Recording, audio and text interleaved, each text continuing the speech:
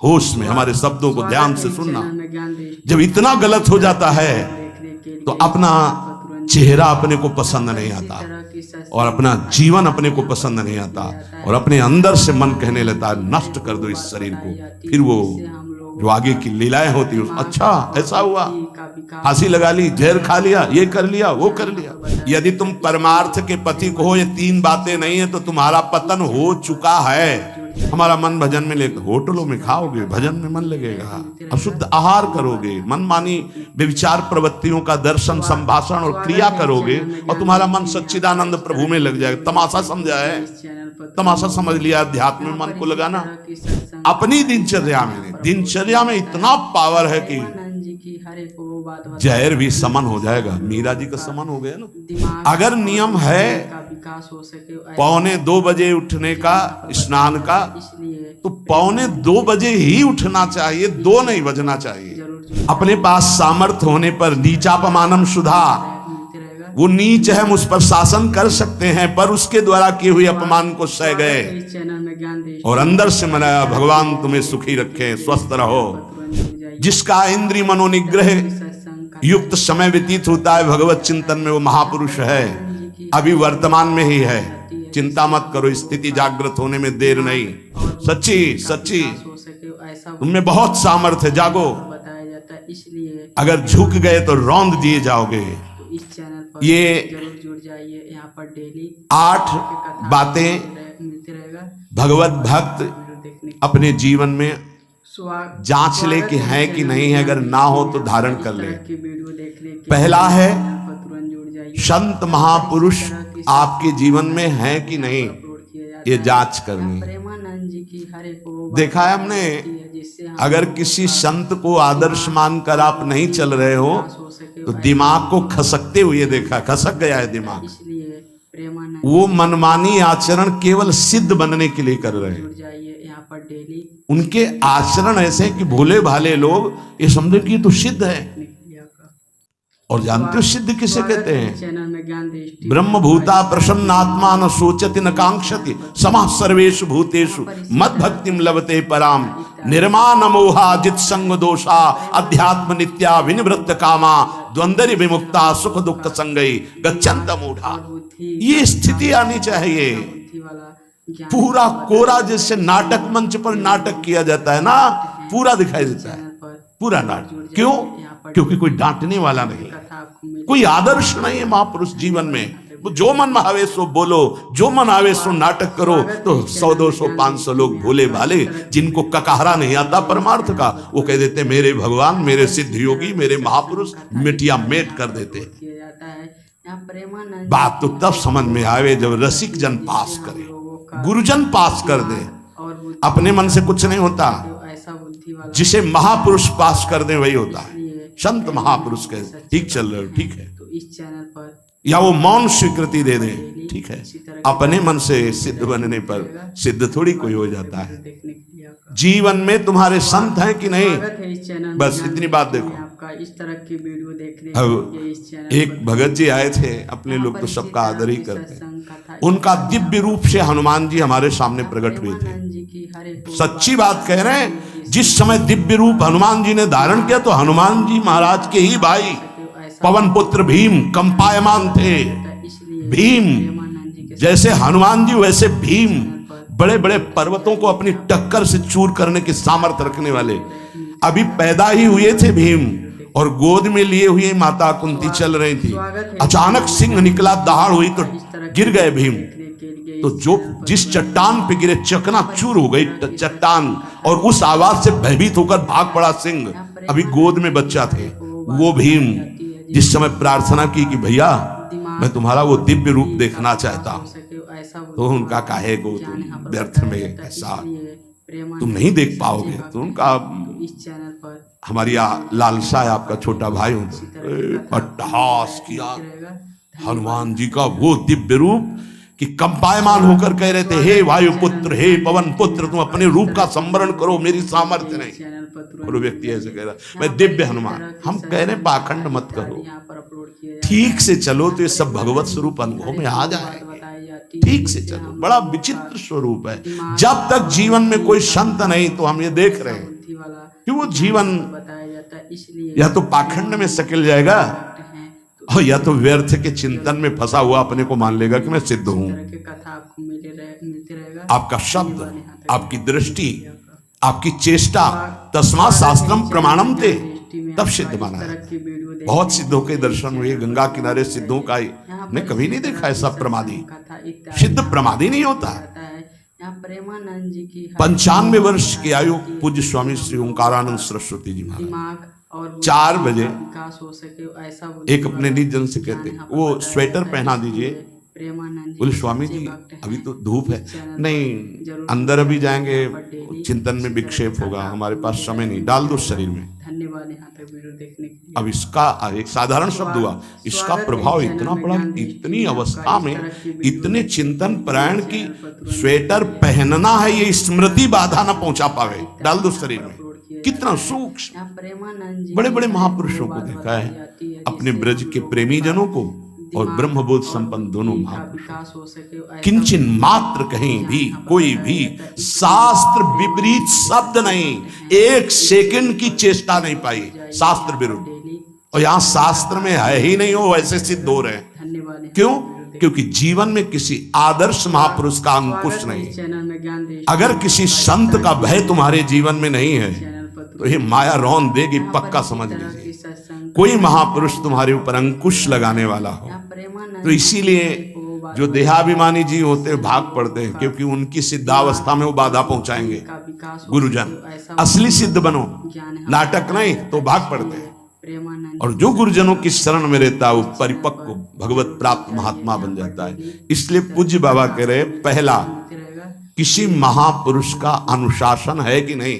स्वागत है इस चैनल। प्रगट में अनुशासन जरूरी है, प्रगट में अनुशासन जरूरी है। नारदानंद सरस्वती जी महाराज नैमिषारण्य के पीछे आए थे, कुछ परिक्रम उन्होंने बताया। अब वो पधार गए जो वहाँ के अधिकारी बनाए गए, विवेकानंद जी। दिमाग नए वस्त्र धारण करके आगे, सदवई में मना है। यदि ऊपर का नया वस्त्र हो तो नीचे का पुराना और मलिन होना चाहिए। अगर नीचे का तो फिर ऊपर का पुराना मलिन, मैच नया क्रीच एकदम, ये सब साधुता के कुछ नियम होते हैं, साधुता की एक मर्यादा होती है। तो वो दोनों नए पहन करके आ गए, भूल हो गई उनसे, देखा। और नैष्ठिक ब्रह्मचर्य में सफेद कपड़े पहनाए जाते, तो और वो खिले हुए ऐसे बांधे ऐसे उनकी दृष्टि गई। लाख लाख जहां बैठकर सत्संग सुनते हैं स्वामी श्री नारदानंद सरस्वती जी, बड़े ही महापुरुष थे, अपार भीड़। और सत्संग के बाद 1 घंटा सबको एकांत चिंतन करो, क्या वहां ब्रह्म ज्ञान का सत्संग होता है। प्रातःकालीन बेला पे जैसे अपने यहाँ सत्संग होता है, वहां थोड़ा विलम्ब होता था, 5:30 बजे जो निजी चरण का, वो योग वासिष्ठ से कैसे तुम्हें बताएं, जो उस सभा में बस यही लगता है कितनी जल्दी देह रात छूटे और अपने स्वरूप में महापुरुषों का वचन का प्रकाश होता है। एक सत्संग होता था सामूहिक सब लोगों का, एक होता था पर्सनल, जो दिव्य साधक हैं केवल वही बैठ सकते हैं, अन्य नहीं। ऐसे पूजुड़िया बाबा के यहाँ भी एक होता था पर्सनल ज्ञान का और एक होता था सामूहिक प्रवचन। स्वागत है इस चैनल में। तो उस समय सामूहिक सत्संग चल रहा था, काफी समाज लाखों की थी, देखा दूर से।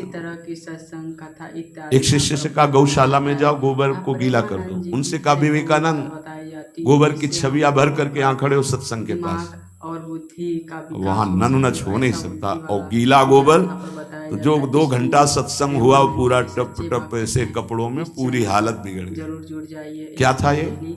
संत शासन। अब दोबारा वो गलती नहीं होगी, समझाने की जरूरत नहीं, समझ गए कि हमसे गलती क्या हुआ। संत शासन नहीं है तो ये मन बहुत विचित्र है, बहुत विचित्र है। इसीलिए पहला, जो भी परमार्थ का पति को, चाहे ज्ञान मार्ग का, योग मार्ग का, किसी योग मार्ग की लौकिक ऊंचाई पर पहुंचे हुए कि गुरुदेव आए और उन्होंने कहा कि किसी कारण से शिष्य बढ़ जाए और अपने गुरुदेव की अवहेलना करे तो उसकी गति क्या होगी? दुर्गति।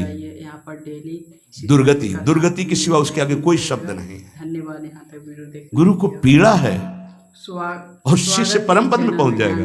नहीं, ऐसा नहीं।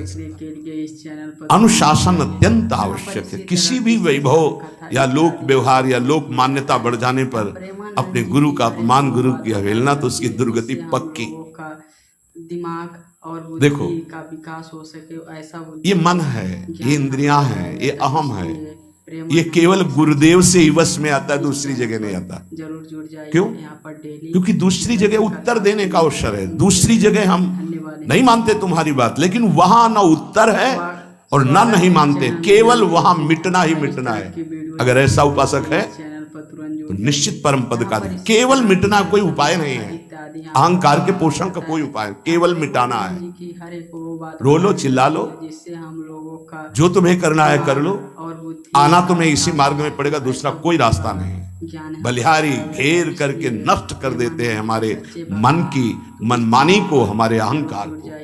इसलिए जीवन में प्रगट में जिनके जीवन में संत हैं और वो स्वीकार करते हैं उनका अनुशासन, उन्हीं का जीवन प्रकाशित होता है। पक्का समझ लेना। इस तरह की वीडियो दूसरा, के लिए इस चैनल पर तुरंत जुड़ जाइए। भागवतिक मार्ग में चलने वाले उपासक को सांसारिक पुरुषों की मित्रता करके उनकी संगोष्ठी में नहीं बैठना चाहिए। जिससे हम लोगों का इस बात को दिमाग बहुत अच्छे से समझ लो। विकास हो सके। सांसारिक पुरुषों की जो वृत्तियां होती हैं उनमें बड़ा आकर्षण होता है भोगों का, प्रपंच का। यहाँ पर डेली जो साधक भ्रमणशील हैं, अगर वो गृहस्थों के यहाँ जाकर उनकी सैयाओं पर सोते हैं तो उनकी दुर्दशा क्या होती है चित्त की, वो खुद अनुभव करके देख ले। आपका इस तरह की वीडियो आज तो शास्त्रीय पद्धति को समझा ही नहीं जा रहा।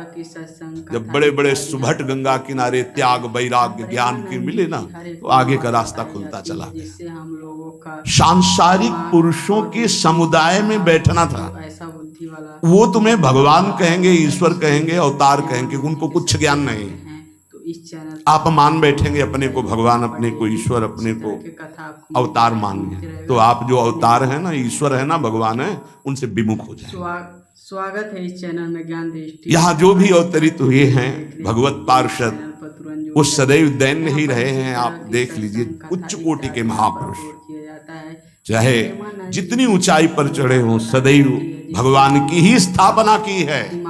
भगवान के नाम की, रूप की, लीला की, धाम की, भगवत महिमा की स्थापना की है, अपनी नहीं, अपने पार्थिव शरीर की नहीं।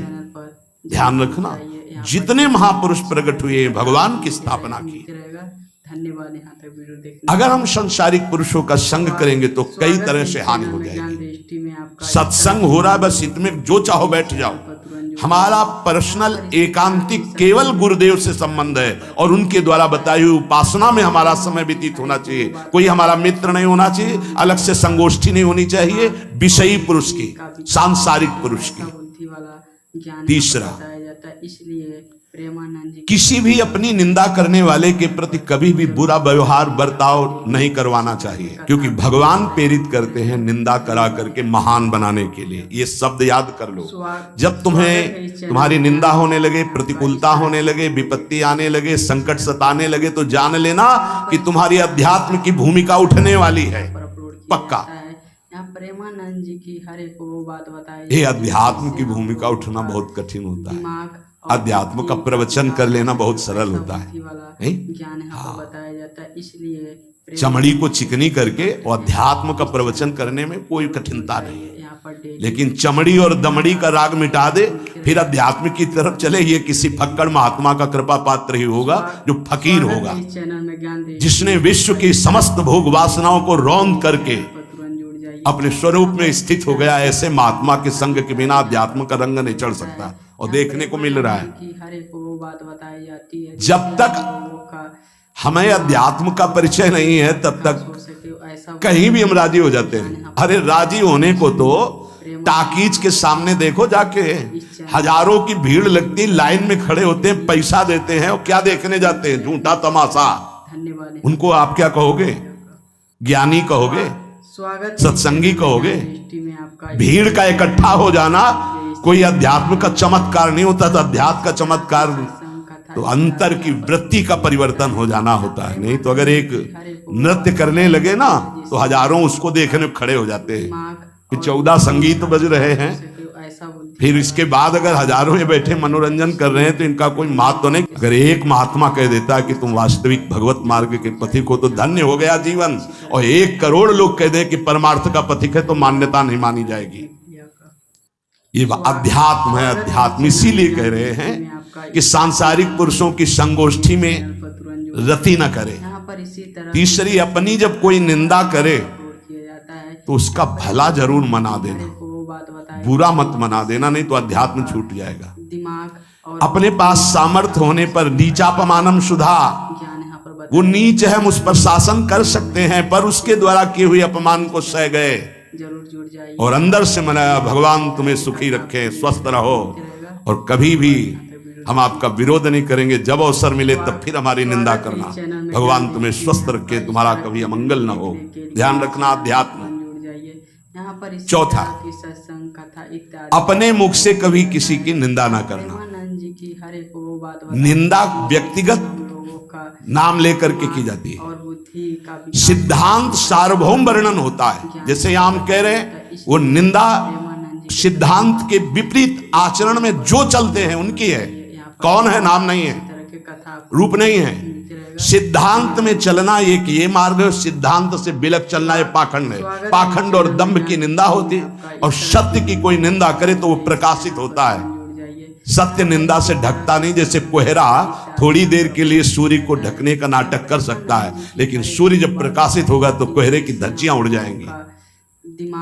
पांचवा, मान लेने की इच्छा का त्याग करके हम अपने समीप जो भी आवे, छोटा बड़ा सबको प्यार और मान देना। ये 8 अच्छे उपासक में सब लक्षण पाए जाते हैं। दूसरों को मान देने का स्वभाव रखना, चाहे छोटा बच्चा ही क्यों न हो। ये नहीं कि धनी मानी बड़ा आकर के धनराशि दे रहा है तो उसका सम्मान हो रहा है, और एक छोटा प्रणाम कर रहा है उसकी तरफ देखा भी नहीं जाए। नहीं, बच्चे से लेकर कोई भी सबको एक ही प्यार की दृष्टि से देखना, भगवत भाव से देखना।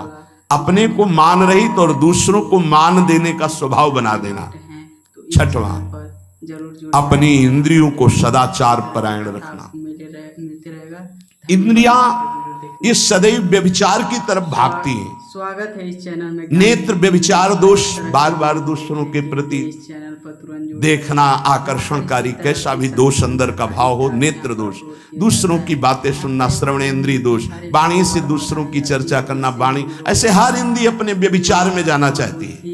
विकास हो सके, सदाचार परायण उपासक होता है। यहाँ पर बताया जाता है। इसलिए प्रेमानंद, कल की बात है, कल चिंतन हो रहा था जरूर जुड़ जाइए श्रीमद् भगवत गीता जी का। कथा आपको मिले रहे। अगर उपासक में सदाचार इंद्रियों की पवित्रता नहीं है तो ढकोसला के सिवा कुछ नहीं रहेगा। इस चैनल में ज्ञान अच्छे से समझ लो। इस तरह की वीडियो देखने के लिए इंद्रियों का विलास चल खुला दिखाई देता है, खुला कथा इत्यादि यहाँ पर अपलोड किए जाते वो एक दृष्टि होती है, उसमें दिखाई देता है। अंतर में ब्रह्म बैठा हुआ शांत मौन है और ये समझ नहीं पा रहा, केवल नाटक पे लगा हुआ है। अपना मन, अपनी इंद्रियां यदि संयम में नहीं है, सदाचार में नहीं है, तो ढकोसला ही है, आडंबर ही है, नाटक ही है। पक्का समझ लीजिए। अगर वो संयमी नहीं है, जितेंद्रीय नहीं है, मनोनिग्रही नहीं, तो अध्यात्म क्या है? क्या प्रवचन हो रहा है? किस बात का प्रवचन हो रहा है? जो अनुभव हुआ उसका हो रहा है, शास्त्र सम्मत हो रहा है। जितेंद्रियता नहीं, इंद्रिय निग्रह नहीं, मनोनिग्रह नहीं इत्यादि यहाँ पर अपलोड किया जाता है। छठवां, सदाचार परायण, अर्थात इंद्रिय और मन शास्त्राज्ञा के अनुसार चले। ज्ञान यहाँ पर बताया जाता है। जिसका इंद्रिय मनोनिग्रह युक्त समय व्यतीत होता है भगवत चिंतन में, वो महापुरुष है। अभी वर्तमान में ही है, चिंता मत करो, स्थिति जागृत होने में देर नहीं। बंद रखो अपनी खिड़कियों को, कहीं माया की हवा न घुस जाए। सच्ची सच्ची तुममें बहुत सामर्थ्य है, जागो। अगर झुक गए तो रौंद दिए जाओगे। एक एक बात अच्छे से समझ लो। मुस्कुरा के, प्रेम व्यवहार दिखा के, अपनापन करके फिर तुमको अधीन किया जाएगा। माया भगवती बहुत बलवती है। इसी तरह की कथा आपको मिले रहे। ऐसे करके फिर ऐसे प्रहार करती है, क्योंकि साधक बहुत प्रवीण है। ऐसे में अपने को बचा लेगा, लेकिन ऐसे में बचा स्वागत है इस चैनल में ज्ञान दृष्टि में आपका। इस तरह की वीडियो देखने के लिए इस चैनल पर तुरंत जुड़ जाइए। यहाँ पर इसी तरह की सत्संग कथा इत्यादि यहाँ पर अपलोड किया जाता है। यहाँ प्रेमानंद जी की हर एक वो बात बताई जाती है जिससे हम लोगों का दिमाग और बुद्धि का विकास हो सके, ऐसा बुद्धि वाला ज्ञान यहाँ पर बताया जाता है। इसलिए प्रेमानंद जी के सच्चे भक्त हैं तो इस चैनल पर ज़रूर जुड़ जाइए। यहाँ पर डेली इसी तरह के कथा आपको मिलते रहेगा। धन्यवाद यहाँ तक वीडियो देखने के लिए आपका।